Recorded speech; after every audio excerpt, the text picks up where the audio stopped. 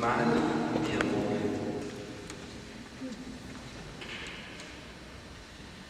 Gesù è caricato della croce. Ti adoriamo, Cristo, e ti benediciamo.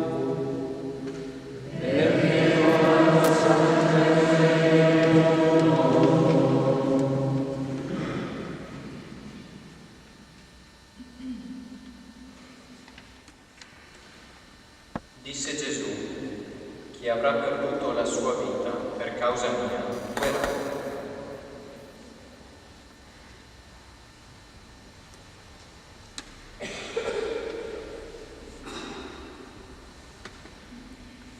Riflessione di Monsignor Oscar Romero. Chi vuol venire dietro di me, rinneghi se stesso, prenda la sua croce ogni giorno e mi segua. Per dare la vita agli altri bisogna dare qualcosa della propria vita. Nessuno ha maggior amore di chi dà la sua vita per il fratello. Molti cristiani sono disposti a dare la propria vita come lui. Seguono Gesù sulla via della croce, accusati e oltraggiati come lui, danno la propria vita perché i poveri abbiano la vita, l'abbiano in abbondanza.